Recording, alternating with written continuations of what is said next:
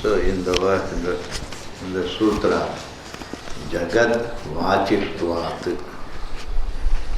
So this is called Balaki Adhikaranam. Balaki Adhikaranam. In this, we are just doing this. We have finished this Sutra. आप आराम से बैठिए, हमको मालूम कहाँ है. In Balaki Adhikaranam, I have to get the connection.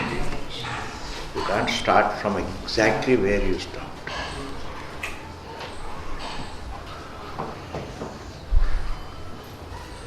So if Jagat is the karma of someone, he did the Jagat, he created the Jagat. So that he cannot be Jivatma. He cannot be Jivatma, he cannot be Mukhya Prana. The one who does the Jagat and the one who runs the Jagat cannot be either breath or the Jivatma. This is the Prasanga. Then there is Jiva Mukhya Prana Lingana iti Chetad Vyakhyatam. Similarly, one is Jiva. But sir, the teaching that is given by the Ajatashatru to Balaki also has words referring to Jivatma, also have words referring to Mukhya Prana. Etesham Purushanam Karta. The word Karta refers to Jivatma. Therefore, there are words in the unfoldment of the truth also, there are words referring to Jivatma, referring to Mukhya Prana. So if there are words referring to Jivatma and Mukhya Prana, then we can take one of the two or one of the three. Why should we take it to mean only Paramatma? For this we say we can't have three topics. The breath, the Jivatma and the Brahman. There cannot be three topics. It has to be only one topic. That one topic has to be only Brahman, because the doer of the Jagat cannot be Jivatma, cannot be Mukhya Prana. And also Trividham hi atra upasanam evam sati prasajyeta. This is also a point. Accepting three topics amounts to accepting three realities, accepting three jneyas, or accepting three upasyas. You don't really worship three things in life. You only worship the Lord, the truth. The forms in which one worships can be countless. The forms in which one worships can be countless. But what we worship is only one. That's why even the worship that is offered to a Devata has to go to Ishvara. Because the receiver of the karma, the receiver of prayer is only Ishvara. That's why even the good that you do to a human being, that karma is registered, it is karma done to Ishvara. The help done to a Jivatma is a help done to Ishvara. Therefore only Ishvara gives the result. That's why he is Karmadhyaksha and Karma Phaladata. Therefore accepting Ishvara, Jivatma and Mukhya Prana, all the three is wrong. We have to accept only one. And therefore the word karta, etc. can be ignored, and we can say, we can take one meaning, the doer of the jagat is the topic. The doer of the jagat means the creator of the jagat. Jiva is a part of creation. Mukhya prana also is a part of creation. Therefore, Jivatma is not taken as the meaning. Mukhya prana is not taken as the meaning here. This is the term. This is called Balaki Adhikaranam. In Balaki Adhikaranam, what we determine is that even though the Ajatashatru teaches Balaki, because Balaki comes to teach Ajatashatru, but then Balaki doesn't teach Ajatashatru properly, and Ajatashatru says, well, you don't know what is Brahman, I will teach you. That is the story. And then the Balaki, then Ajatashatru says, you be seated up and I will sit down only, like we have in Brihadaranyaka. And then he gives the Vakya. See, this is the very, very nice. This Vakya is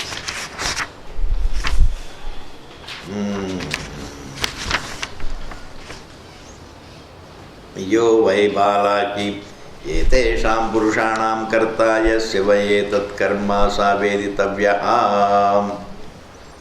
The doer of the jagat has to be known. The karta has to be known. The doer of the jagat has to be known. The breath has to be known, etc., etc. But then really the prana of everything has to be known. So here prana does not mean the mukhya prana. Karta does not mean jiva. It is Ishvara as the doer of the whole jagat. So even though in the unfoldment of the truth, there is something called anuvada of what is known, the restatement of what is known. This is also a kind of a very important point, Ji. I cannot talk about the source of the universe without talking about the universe. So if I talk about the universe, that is called the anuvada. It's called a anuvada, restatement. In order to talk about the answer, I have to talk about the problem. So the problem is already known to man. And what is known, if the Shastra also talks about, it is not that it is unfolding the problem, it is only restating the problem to unfold the answer. Like a doctor talks about the disease.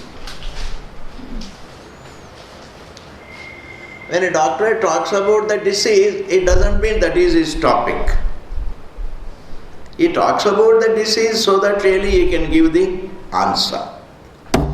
Therefore, when the Shastra talks about the known, that is called anuvada. And therefore, in all this, in the Shastram, there is a confusion. Whenever there is anuvada, Dvaitam we talk about. The Shruti does talk about Dvaitam. So there is Dvaitam, there is Ishvara, there is Jiva, there is Jagat, there are Devatas, there are elements, all Dvaitam. But this reference to the various details in the Jagat called the Dvaitam, suddenly we come to conclude that is what the topic is. That is what it wants to confirm. When the Shastra talks elaborately something, we think that is what it wants to confirm. It is not confirmation, it is a restatement. What is my problem? It restates, boss.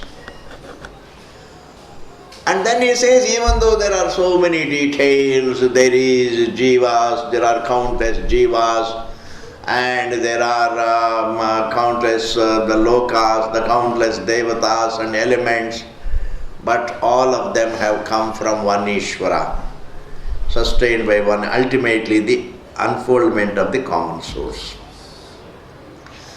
So that unfoldment of the common source is what is called, what we call pratipadana. unfoldment of the common source.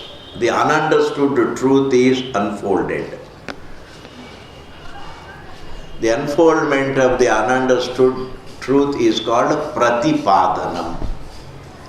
But in order to unfold the ununderstood truth, the Shruti also has to restate all that is seen, the Dvaitam is seen.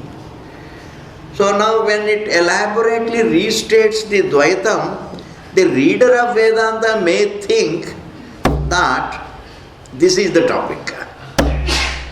The Shruti also says there is Dvaitam, see how much it is talking about. There is a long discussion about Dvaitam. Why should it be talking about Dvaitam unless it is true? This confusion is there between Anuvada and Pratipada. And that is why here it says, Anyartham tu jai. Let us read. Anyartham tu jaiminihi prashna vyakyanabhyam apicha evameke Anyartham tu. This is a very beautiful sutra. All the Anuvada is done for the purpose of something else called Pratipadana. Anyartham. Anyartham. It's like, the means is not for itself, the means is for the end. The action is not for perpetuating action, the action is for the result. That is the motive. The motive behind karma is the result. The means is for the end. The action is for the result. In the same manner, the travel is for reaching. In the same manner, the Anuvada is for Pratipada. This is the secret of Shastra. Shastra also talks about samsara. Oh, there is dukkham, there is sukham, all this svabhavika it enumerates. This jiva has samsara, this jiva has got Shodasha kalas and 16 faculties, and then he has got sukha, dukkha, raga, dvesha, etc., etc. There is a description of the jiva. When the Shruti describes the jiva, it is not meant to confirm that it is another reality. Mere description doesn't establish that it is a reality.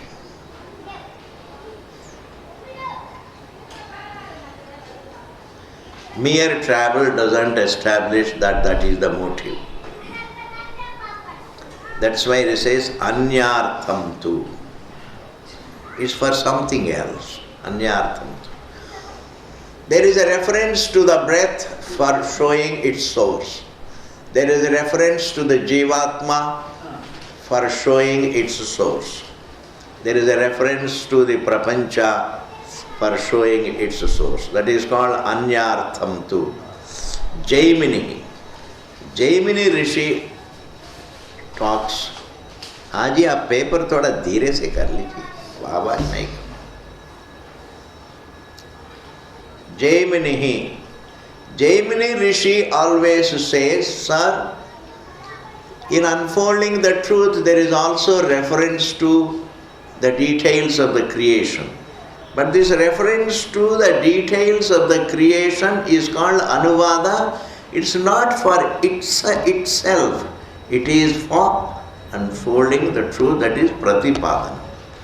Anyartham tu jaiminihi prashna vyakyanabhyam. And it is proved through the question and the answer between the Ajatashatru and Balahi. Jiva paramarsham brahma pratipatyartham asmin vakye jaimnaracharya manyate. Jiva paramarsham, a reference to Jiva. Brahma pratipatyartham, it is only to convey the Brahman. We talk about the wave in order to convey water. We talk about the Jiva to convey his Swarupa, the actuality. We talk about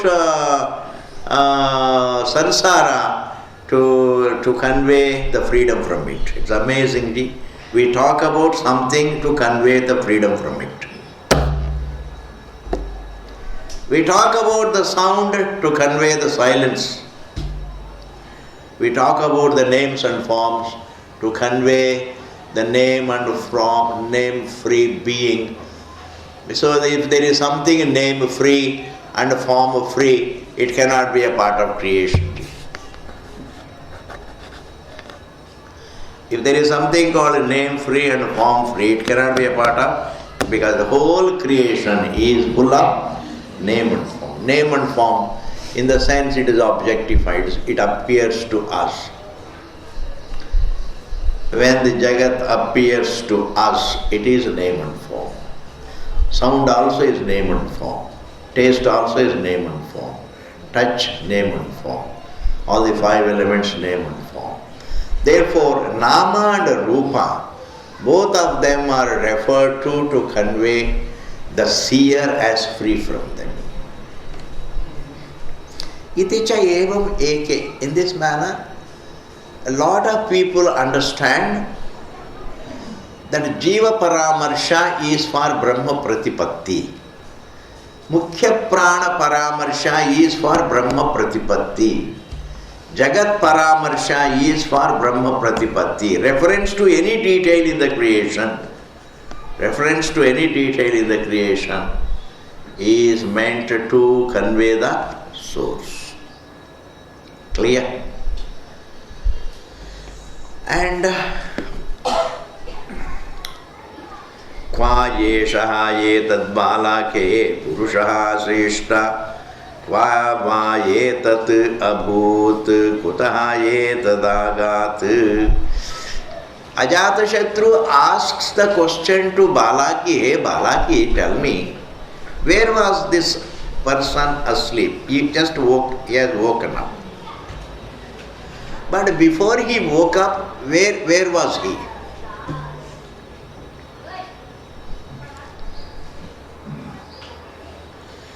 And from where does he wake up? So from this question, you can't say the Jiva wakes up from the Jivatvam. Jivatvam wakes up, individuality manifests in a situation, in a state where there was no individuality. A man wakes up from his own, from absolute serenity, he wakes up. His mind emerges.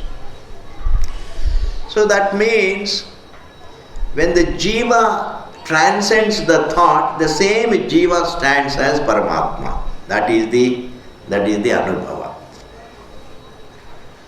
When the Jiva goes to sleep, he loses his individuality.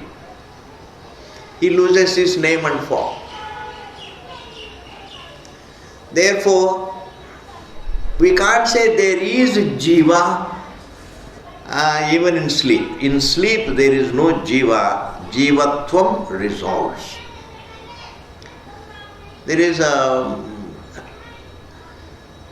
when the sound is unmanifest, there is only silence. You may call it unmanifest state, but it is only silence. When the thought is unmanifest, that means it is not felt. There is only the subject, the thinker, as the thinker minus the thinker-thought relationship. The thinker minus the thinker-thought relationship is absolute.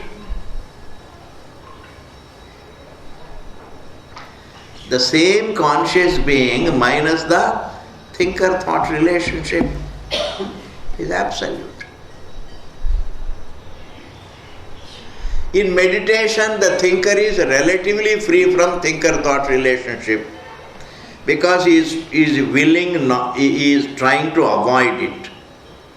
He is trying to avoid the thinker-thought relationship. That's called meditation. Trying to avoid the thinker-thought relationship in quietude is called meditation really. An effort to avoid the thinker-thought relationship. But in the deep sleep state, the thinker is absolutely free from the thinker-thought relationship. It is absolute serenity. And therefore, through what transpires between Balaki and Ajatashatru, it is clear, we talk about the Jivatma to convey his Swarupam. He goes to sleep, he wakes up, he becomes unmanifest, he becomes manifest, the individual becomes manifest in the waking, the individual becomes unmanifest in Sushupti, and where does he become manifest? In fact, it's a very, very beautiful point. An extraordinary breakthrough it gives. Extraordinary breakthrough it gives. Because nothing can become unmanifest. Nothing can become unmanifest outside itself.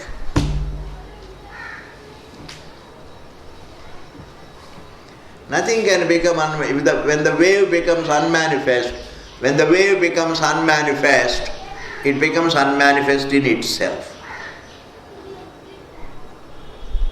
The wave becomes unmanifest in water. The wave becomes manifest in water. In a manner of speaking, we can say all that manifests becomes manifest in its own Swarupa. The false manifests in the reality. The table cannot become unmanifest in the dais. It's a great point. I have to talk about it so that it's a great breakthrough in Vedanta. The table cannot become unmanifest in the dais.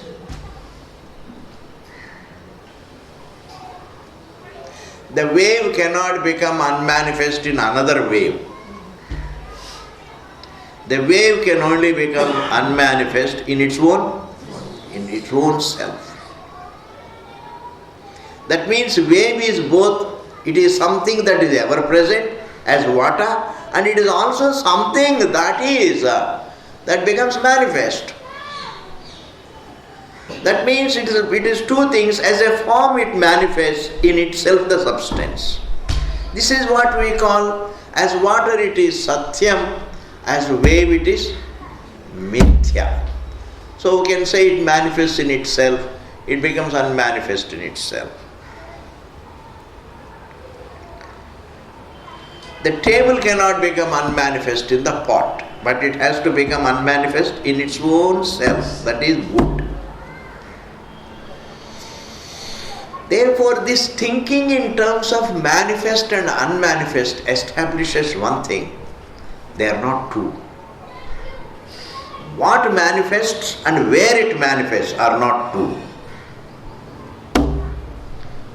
What becomes unmanifest and where it becomes unmanifest are not two. In other words, the Srishti is not different from the source. The very manifestation is what we call creation. Becoming manifest is called Srishti, it's called creation. Clear? Therefore, the Vedanta which talks about manifestation and non-manifestation establishes Advaitam. So creation is otherwise called manifestation. Resolution is otherwise called becoming unmanifest. It doesn't become existent now and non-existent now.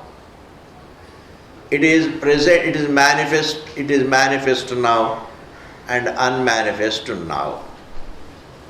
It's manifest now and unmanifest now. And to become manifest is called creation. And to become unmanifest is called laya. Therefore, I don't think really creation involves a big change inside. Because if the manifestation implies change, And manifestation, that is the result of change on the part of the source, it cannot go back, it cannot become unmanifest. Like the curd cannot go back to milk, ji. Curd cannot go back to milk because it is born of change. Whereas a wave, it is not born of change. I only call it a wave. It's something, this is called Bhranti. I call it a wave, but it continues to be water. It's amazing. We all interact with it as a wave. That is why Vacharambanam Vikaro Namadeyam. It is a name and form. Everybody calls it a wave. It is a wave. It is viewed a wave, but it is water. It is water, but it is viewed a wave. And therefore the wave can go back to water. Why? Because it is not born of change. Because wave is not born of change. It's only a view. It can resolve in itself.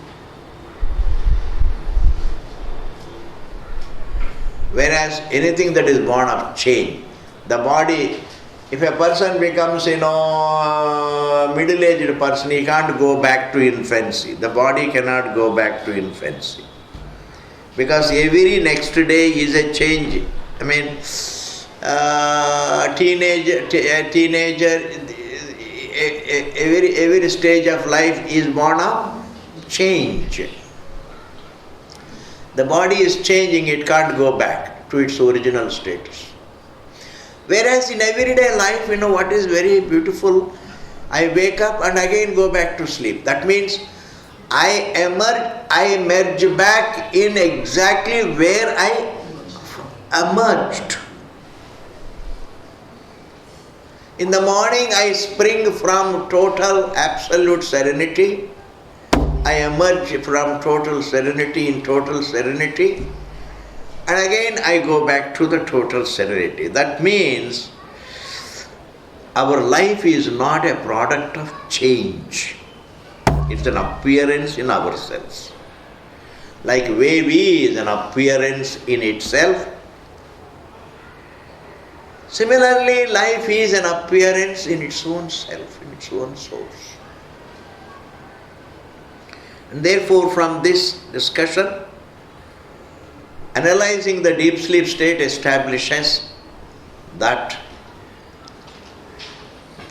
the reference to Jivatma, the reference to the faculties, any reference to the creation is meant to unfold the source.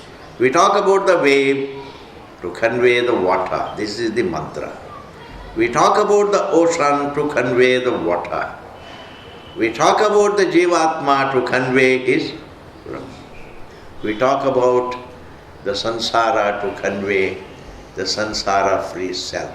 We talk about the 16 faculties that the Jiva has. We talk about the 16 faculties to convey the self that is free from 16 faculties. And therefore, a reference to Jivatma, a reference to Jagat, a reference to time, a reference to atoms, the Anus, the reference to space, the reference to Devatas, the reference to the countless details made in the Shruti is only meant to convey the oneness. I am through with this topic. Next is Vakya Anvaya Adhikaranam. Vakyanvayat Vakyanvayat.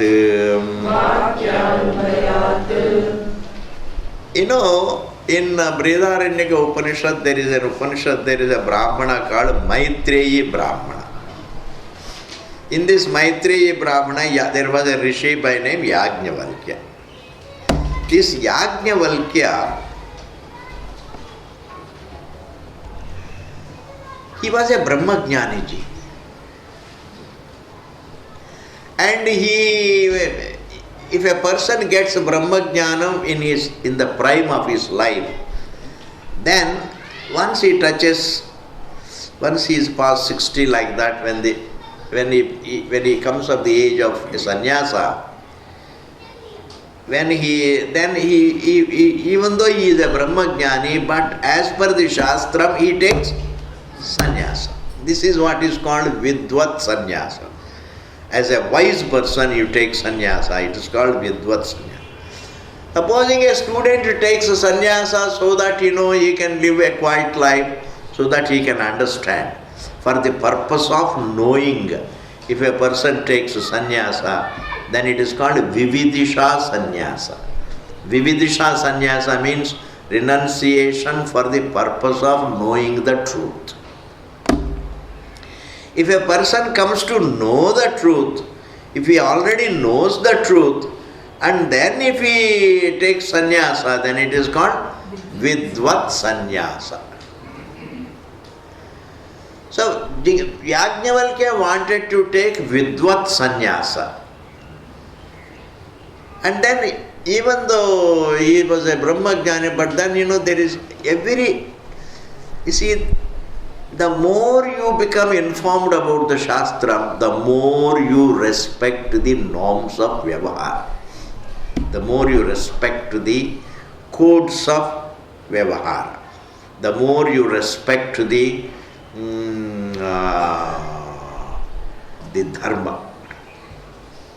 Dharma is not the goal, but in Vyavahara you have to follow Dharma. A Brahmajnani is most respectful to the codes in the Vyavahara, is most respectful to the Dharma. Because generally in order to get some material pleasure, we break Dharma. Just to get a material pleasure, we break a code, we break a norm. But a person, if he is already happy, then he has no need to break a code, break a norm, break Dharma. Clear? Therefore, he goes to his wife. This is the Dharma. He tells Maitreyi, hey Maitreyi, he had two wives, Maitreyi and Katyayani. Maitreyi was a great scholar too. Katyayani was an ordinary housewife. This also has been made clear in the Bhashya. So Yajnavalkya tells Maitreyi, I am going to take sannyasa, and whatever wealth we have, I would like to divide it between you so that you can live your life comfortably. I am going, he says. Then Maitreyi asked the question, Hey Yajnavalkya, hey Bhagavan, the wealth that you are going to give me, is it going to give me the same thing as your sannyasa is going to give you? Very interesting question, ji. Is the wealth that you are going to give me, the wealth that you will give me, is it going to give me the same thing that your sannyasa will give you? He says, no. Nahi vittena ashasti. Yajnavalkya says, we will read that. There is no hope of happiness through wealth. You can live comfortably, bas, and die. You can have the best run of living. You can live your life very well. And a person can die comfortably. And in old age, he can use money to treat himself and be comfortable. And when he dies, his body can be people can use the wealth and burn it in chandan, that is sandalwood also. That's, wealth is useful, but it is useful in Vyavahara. It cannot really, it cannot give the fullness, the Purnatvam. And what man wants is daily, even though he says, I want to be happy, but actually the definition of happiness is the fullness, the happy nature, the fullness of the being, the serene nature of the being.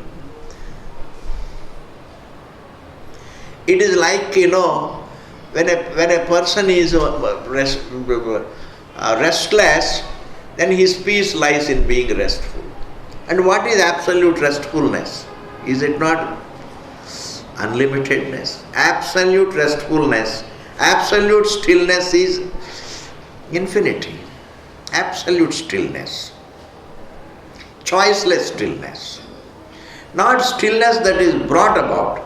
Like you see in the deep sleep state, man is absolutely still. I am using the word still. I take your permission to use this word stillness. But generally, the word stillness is used in the society for something that is brought about. But the deep sleep state is a stillness which is not brought about. Only the motion is transcended. The motion is resolved. The thinking, the activity is resolved. The thinking, functioning is resolved. The activity is resolved, thought is resolved. Then what remains is only the stillness. That is absolute serenity, absolute stillness, and that is called Purnatvam, the fullness, where struggle is impossible. If I have to struggle, again my sense of individuality has to become manifest. So here Yajnavalkya says, hey Maitreyi, wealth is useful for living. You can live comfortable life, you can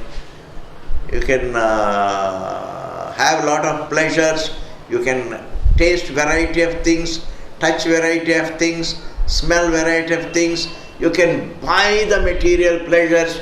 These are all called vibhutis in God's creation. There are so many vibhutis, there are so many sense vibhutis, sense pleasures, you can buy them. You can live your life comfortably and then die off. And then next life again, you will be born. But the problem, the sense of individuality cannot go. Okay. Then Maitreyi says, Bhagavan, if the wealth that you give me, it is not going to give me what your sannyasa can give you, what will I do with that wealth? What am I going to do with that wealth? Therefore you teach me, you give me what your sannyasa can give you. Then Yajnavalkya says it is not the sannyasa that makes you full, it is the Brahma Vidya. You have to know the truth. Knowing the truth. Sannyasa is synonymous with Brahma Jnanam. Sannyasa is synonymous with Brahma Vichara or Brahma Jnanam. Then Maitreyi says, alright, please teach me that Brahman, and then you make me understand it, and afterwards you can go. Then Yajnavalkya said, I can teach it, and afterwards you can understand. I can't give you whether you will understand or not, but I can only teach. Then the teaching begins.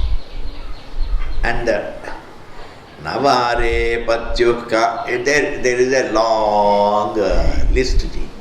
Navare Patyuka Kamaya Pati Priyo Bhavati Atmanastu Kamaya Priyo Pati Priyo Bhavati, like this. Navare. A husband you love your husband not because the intention is not husband, you love your husband for your own fullness. You love your wife for your own fullness. You love your wealth for your own fullness. Therefore, when you love your husband, actually you love your fullness. That means there is no choiceless love for objects. Today I can love my husband, tomorrow I need not. But never there is a time that I don't love fullness. Therefore, we love fullness unconditionally, whereas we love the objects conditionally. Very, very, very important. All our love for the objects is conditional. Conditional. Just because you have got a great love for somebody, Don't argue with me. No, it is unconditional. I have got unconditional love. That's not true. For an object, the love is always conditional. The unconditional, the choiceless love is only for fullness, Purnatva. Once we know that the love for the objects is conditional, the love for the people is conditional, and the people's love for me is also conditional, then you have less complaints, I am telling you. You will be better off. Because every piece of right knowledge gives you some blessing. Then you have less complaints because you know it. The love is conditional gene. So if your children tomorrow they don't like you, it is conditional, you don't get surprised. Oh, it came as a bombshell. Why? Why should it come as a bombshell? Everybody knows it. All love is conditional. If your wife doesn't like you tomorrow, it is conditional. It's understandable. It's all understandable. You don't feel surprised. It's okay. And then really, if it is unconditional, it should be eternal. You see? It should be eternal. It should be there in every life. If my love is for my love for my wife is unconditional, it should be there all through. That means, you see, if my love for my wife is unconditional, then unconditional means it should be impossible to lose it. That's called unconditional. That's what is called choiceless. If I have a choiceless love for my wife, if I have choiceless, unconditional love for an object, let us say wealth, then it should be impossible to lose interest in it. But it is possible to lose interest in it. That means the love for everything is conditional. The love for Atma is unconditional. This is what Bhagavan Yajnavalkya says. On this question, on this sentence, we have a Mimamsa here. It's very beautiful. Atmanastu kamaya sarvam priyam bhavati, Yajnavalkya says. Everybody loves this self. One loves this self unconditionally and we love the objects conditionally. We love the self unconditionally, we love the objects conditionally. Now when Yajnavalkya says Atma alone is loved, everybody loves himself. Everybody loves himself. Everybody loves himself. It is not selfishness.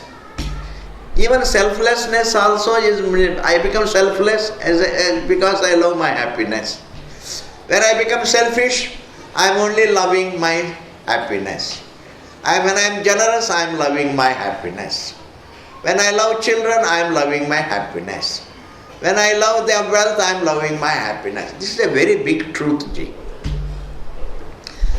Now the next problem is, the Mimamsa is, which Atma does man love? Jivatma or Paramatma? That is the Mimamsa. Does he love his individual self as a happy individual self, or he is the love for the Paramatma? Does he want to be a limited happy self, or does he want to be unlimited? This is the Mimamsa. When he says, I want to be happy, does he want to be a Jivatma? Does he want to be happy as an individual self? Is the love for the individual self, or is the love for the absolute self? Is the question.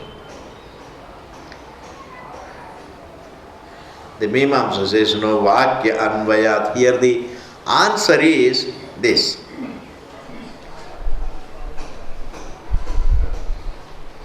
Paramatma upadesha eva ayam. Atmanastu kamaya sarvam priyam bhavati means the love for the objects is only for the love for one's fullness. Fullness is not a quality of Jivatma. Fullness is the nature of Paramatma. It's not that I want to be an individual self but with little pleasure. When a person wants to go to sleep, he goes to sleep for happiness, for peace. But it is not that really he wants to be there as Mr. So-and-so with peaceful mind. When the person's intention is to go to sleep, in sleep he doesn't want to exist as an individual with a peaceful mind. He just wants to be free from the very mind. It's free from the thought. And the love to be free from the thought is the love to be full. The love to be free from thought. The love for peace means the love to be free from thought. The love to be happy means the love to be free from thought. Now we can just, conclude like this. Is man's love for happiness along with the thought? Or is man's happiness is for happiness that transcends the thought? Is love for Jivatma or is love for Paramatma? Is the topic, is the Mimamsa. The Purva Pakshi says it is only for Jivatma, because what is known to us is happiness is known to us only as objective pleasures. Like what he says, see, Priya Sansuchitam Bhoktaram.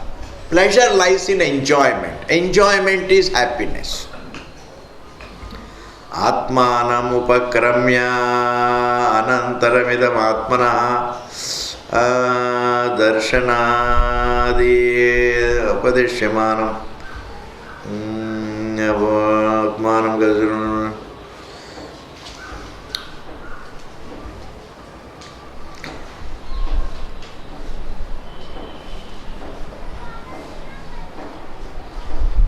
See, it says here, Amritatva siddhanashasti vittena idyagnimargumapajatena amnam. If I enjoy an object, that is happiness. Kartrutvam is happiness, bhoktrutvam is happiness, seeing is happiness, tasting, touching, smelling. Only Vishaya Sukham alone is considered to be Anandam. That is known to us. Objective pleasure alone is known to be happiness. Therefore, when Yajnavalkya says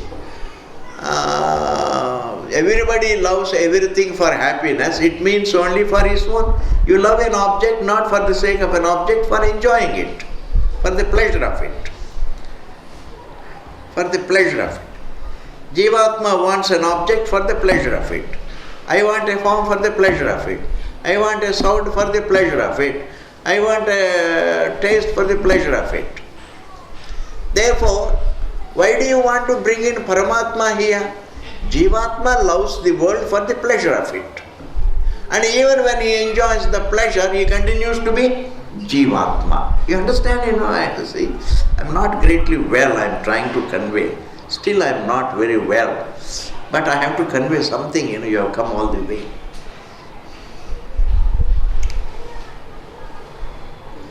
So, I want objects for the pleasure of it.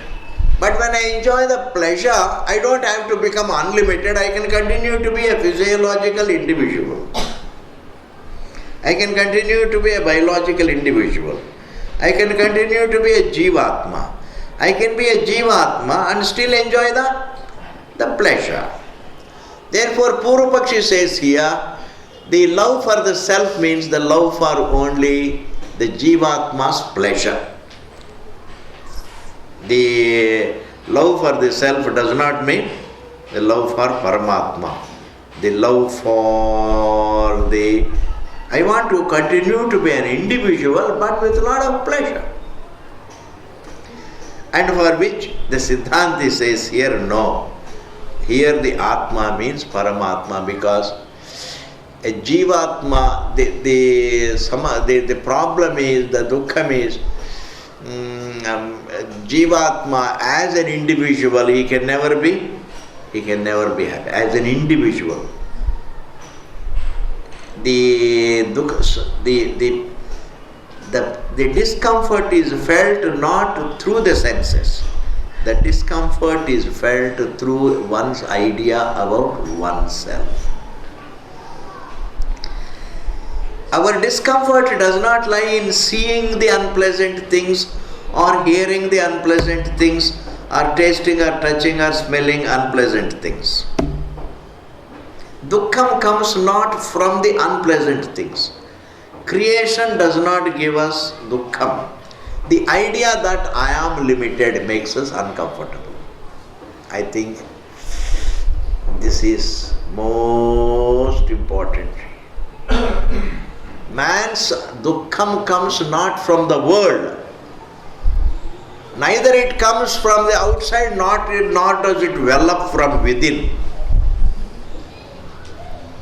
It does not come from inside also. This idea that I am an individual is what makes me feel uncomfortable. Like when the sun, feels uncomfortable thinking that it is locked up in a bubble. It sees its own reflection in the bubble. The sun reflects in the bubble and it sees its own reflection in the bubble and it thinks that I am caught in the bubble. And it feels uncomfortable. That discomfort is not born of the other things. It is born of a view. Discomfort is born of a wrong view about oneself, the truth. Discomfort is born of a wrong view. A wave feels uncomfortable by the mere thought that I am a wave. I am a limited wave. As water I am the whole ocean. As a wave, I am only this much. So the view that I am a wave is good enough to make it feel uncomfortable. The view that I am this form is good enough to make us unhappy. We don't require really objects to make us unhappy. We don't require anything else. Creation does not make one unhappy. Creation is perceived. In fact, creation is a part of this view that I am the form. Amazing thing. I wish I were well, I could convey this point well. Universe is a part of this view that I am a form. A part of this view cannot give me unhappiness. The view gives me unhappiness, not a part. This view that I am the form makes me uncomfortable. Therefore, unhappiness cannot be blamed on the objects.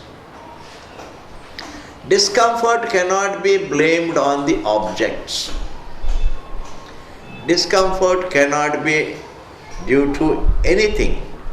It is not due to a thing, it is due to the timeless thinking about oneself. I am a form. And therefore, if man has got love, unconditional love, his love is to be free from. His unconditional love is for comfort. And his unconditional love is for comfort, then his unconditional love is to be free from that discomfort, felt discomfort. The unconditional love is to be free from the felt discomfort. And in order to be free from the felt discomfort, I have to be free from the felt view, wrong view. And that means what? Our unconditional love is to be free from the felt wrong view about oneself. And therefore the love is for Paramatma Ji. The love is not for the Jivatma, the love is for Paramatma. Atmanastu kamaya sarvam priyam bhavati means I want to be comfortable, means I want to be free from discomfort. And the discomfort is born of the wrong view. And therefore the love to be free from the discomfort means the love to be free from the wrong view. And therefore the love is for Paramatma. Therefore our love is not for our individuality. Our love is, unconditional love is for our absoluteness. Therefore ego is not the love. Because a person who is very vainful, he can also become humble. Vanity is subject to be gone. Nobody can have unconditional vanity. Nobody can have unconditional humility. No attitude is unconditional. All attitudes are conditional. All desires are conditional. All desires for the objects are conditional. Only one thing is unconditional. I want to be full. I want to be full. I want to be full means I want to be free from the felt limitation. I want to be free. You see, it's very beautiful, Ji. I cannot really love fullness. Fullness is not an object of desire. I want to be free from the felt incompleteness. I want to be free from the felt discomfort. I want to be free from the felt discomfort, felt unhappiness, felt samsara. And all the discomfort is felt in the realm of this wrong view. And therefore, the love for discomfort means the love for comfort. The love for freedom from discomfort means the love for comfort. And the love for comfort means the love to be free from the wrong view. Therefore, Atmanastu kamaya sarvam priyam bhavati. When Yajnavalkya says to Maitreyi, he means only the love for Paramatma. I hope I have conveyed something to you. More of which we will see later on. Just another 1 or 2 days I will be all right. Got some problem. Om Purnamadaha Purnamidam Purnat Purnamudachyate Purnasya Purnamadaya Purnameva Vasishyate. Om Shanti Shanti Shanti.